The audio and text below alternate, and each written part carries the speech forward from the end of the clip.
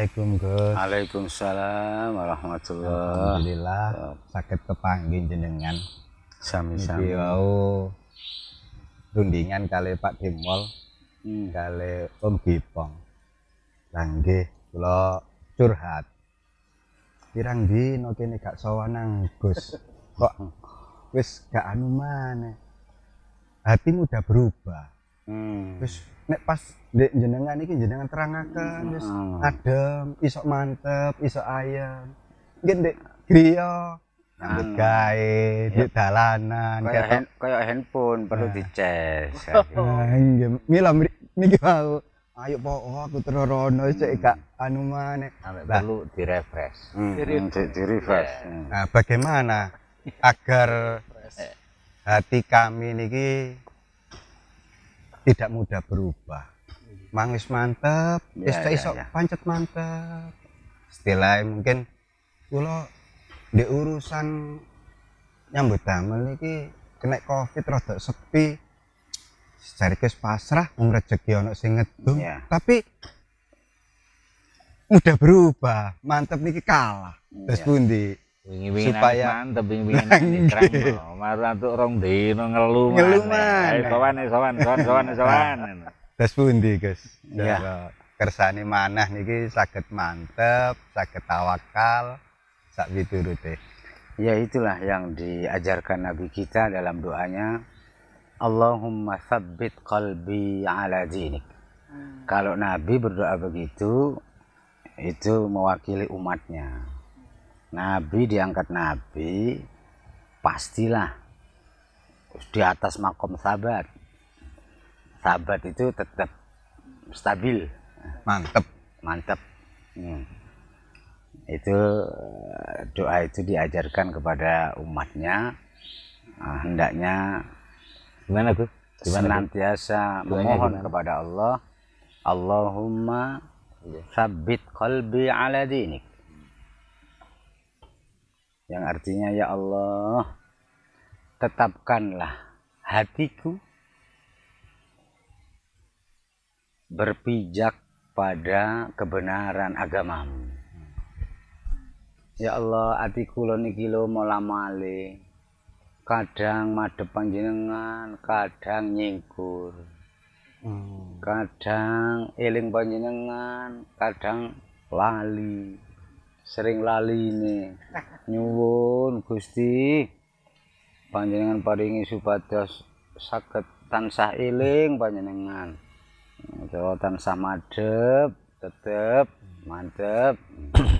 Nah, kalau hanya doa saja tanpa didukung usaha dan upaya, mujahadah, mukabadah, ya itu bukan rojak namanya. Itu taman, hanya berdoa toh. Tidak ada usaha yang selaras dengan doa itu. Tidak ada upaya yang mendukung doa itu. Nah, itu taman nih. Nah, bentuknya usaha itu taman itu apa? Taman itu ngayal. Ya. Kalau mengayal, kalau taroji mengharap. Nah, definisi taroji atau roja itu ya berdoa, doa dan usaha yang selaras dengan doa, yang mendukung doa yang dipanjatkan itu selaras gitu. Ada bukti setelah berdoa, ada usaha keras atau upaya maksimal menguatkan kesungguhan berdoa itu. Nah, itu taroji, mengharap itu, bukan menghayal. Kalau tamani menghayal. Nah, bentuk usahanya tadi, Gus, agar selaras dengan doanya. Ya, usahanya kalau dalam tasawuf disebut mujahadah. Mujahadah itu ya berjuang yang sungguh-sungguh selaras dengan harapan yang diharapkan itu.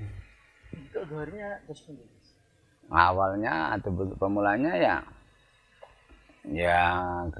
sholat 5 waktunya dijaga. Kompleks sekali sebetulnya ya. Ya harus, sebetulnya yang pertama itu harus berguru, harus mencari guru pembimbing. Berarti di pikiran kami selama ini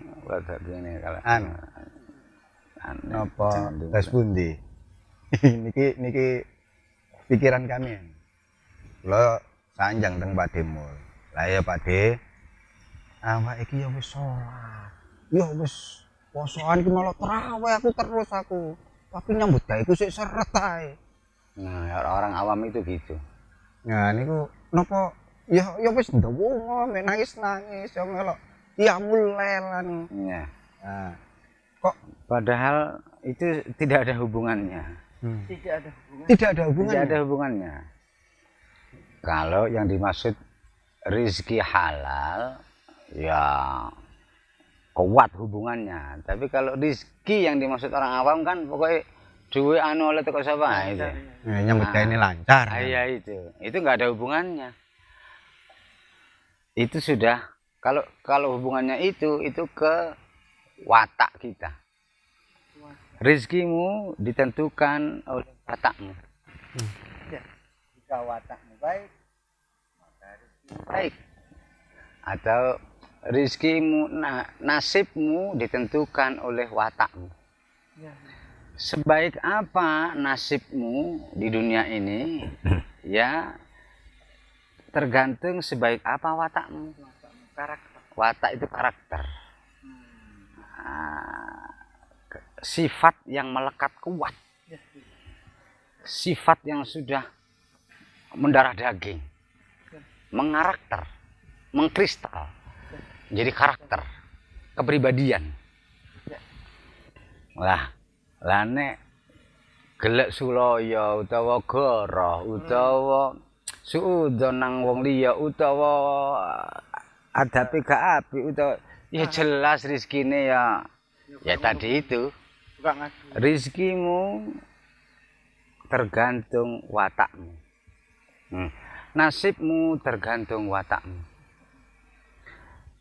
Rizkimu tergantung nasibmu. Nasibmu tergantung watakmu. Ya. Jika ingin rizkimu baik, maka bernasib baiklah. Kepingin saya bernasib baik. Ya. Nasibmu ditentukan watakmu. Maka yang harus engkau perbaiki adalah watakmu. Ya inilah yang dimaksud dalam firman Allah, innallaha la yughayyiru ma biqaumin hatta yughayyiru ma bi anfusihim. Sungguh Allah tidak akan merubah nasib suatu kaum hingga kaum tersebut merubah ma bi anfusihim, sesuatu yang ada di dalam jiwa mereka. Ya inilah merubah tabiat tabi'iyah, merubah watak, karakter, kepribadian. Nah, berarti selama ini saya masih kebalik. Tabiat pribadi saya, karakter saya ini pas rezeki lancar, nyambut gawe niki rame, niki kayak iso guyang-guyu. Sepi, bau urenge kudu ngamuk ae. Ya itu. Lari-lari salah titik kayak kula amui. Nah, Niki das pundi nih? Memang kan masih dipengaruhi oleh waya lancar. nah iya. Waya anu nek pas waya seperti kudu ngamuk ae. Ya, itulah masih lebih terpengaruh oleh selain Allah daripada Allah. Oh, berarti walaupun saya ini ya sholat atau apa, kalau pas begitu itu sholat saya belum mampu mempengaruhi kepribadian saya. Iya, belum. Ya tidak akan. Padahal kalau sholat baik pasti akan merubah karakter. Iya. Itu tanda-tanda sholatnya belum diterima. Kalau dari hari ke hari sholatnya 5 waktu gak tahu bolong, tapi perubahan sifat akhlak kok tidak Tetap saja. berubah ke arah yang lebih baik, ya berarti sholatnya tidak diterima. Nah, inna sholata tanha 'anil fahsya wal munkar, lan ditanhai. Napa anu sing nate jenengan dawaken durung ngliwati gorokan. Iya, itu istilah lain. Ibadahnya atau maksudnya itu masih linafsi bin nafsi. Karena nafsu. Iya, belum munculnya, berangkatnya belum dari kalbu. Itu durung ngliwati gorokan. Itu kalau yang itunya itu akalnya atau mindset atau pola pikirannya ini masih durung sambung ambek hati. Sambungnya ambek nafsu jian. Berarti sholat, saya darusan, baca Quran ini ya karena rezeki lancar. Iya. Ya, berarti itu belum mampu melewati tenggorokan, Belum melesiati cek ati niki ayem arem mboten. Padahal kan janjinya kalau nggak salah ini cara Quran itu bisa ngademno ati walaupun diwaca tok lah masih durung gak ngerti maknane napa ngoten. Iya. Tapi kok kenyataannya kok nggak begitu? Nah, Itulah bukti maca Qur'ane durung krana Allah, cik krana nafsu. Krana nafsu itu artinya krana keinginan yang diingini oleh basyariah kita. Diingini oleh tubuh ini. Bukan yang diingini oleh ruh. Diingini tubuh. Nah, itu nafsu. nah sekarang ini saya baru semangat baca Quran. Kalau di grup WA niku, Bos. Di grup WA niku kanca-kanca niku ayo darusan. Sapa jos 1, jos 2. Ah, ngaten-ngaten iki. Wah, iya. Berarti mungkin ya cek waduh mosok kanca-kanca melok darusan kene gak melok anu. Ya, seringkali begitulah masih. Itu masih lin nafsi, bin nafsi. Kalau lin nafsi pasti bin nafsi. Bin nafsi itu dengan nafsu dia melakukan. Bukan dengan hati. Atau belum dengan hati. Masih dengan nafsu. Ya itu tadi makanya hati kami terus masih gelisah, Iya. gak tenang. Ya, sesuatu yang dilakukan dari nafsu ya tidak akan sampai ke Allah. Pasti ya ke nafsu. Maka akan semakin bernafsu. Semakin bernafsu, ini sama dengan semakin jauh dari Allah. Cara nafsu bicara. Iya. Semakin bernafsu artinya semakin rasa inginnya tubuh ini, rasa ingin sesuatu ini semakin kuat. Maka rasa inginnya ruh yang selalu fakar ilallah, butuh Allah, ini semakin lemah. Bisa jadi mati. Ini bicara nafsu ini, saya ingin tanya bicara nafsu ini. Kang Wahab sama my bro Mulong ya. Ini ibu beda nafsu itu. Karena apa, pemahaman saya nafsu itu termasuk ya nafsu. Ketika Gus menceritakan atau bahas nafsu, anggapan saya itu tetap ngerokok yo nafsu, mangan yo nafsu, ngumpuli bojo nafsu, tanpa ada nafsu gak iso ngumpuli bojo. Yang dimaksud nafsu itu bagaimana? Saya nggak paham itu. Bener-bener nafsu itu bagaimana? Iya, karena perbedaannya makan nafsu dengan nafsu hati makan, tadi. iya, merokok juga nafsu. Ya, Nah, begini. iya. Ini harus kita pahami dari dasar atau kita harus memahami siapa manusia itu. Jika dibandingkan dengan makhluk lain, dalam hal ini malaikat, binatang, Iya. tumbuhan, bebatuan, Setan. nah ya ini ya, manusia, insan itu tengah-tengah.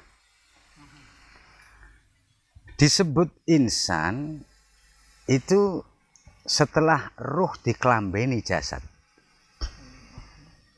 Jadi ada dua, ada ruhani, ada jasmani, menyatu, disatukan. Iya.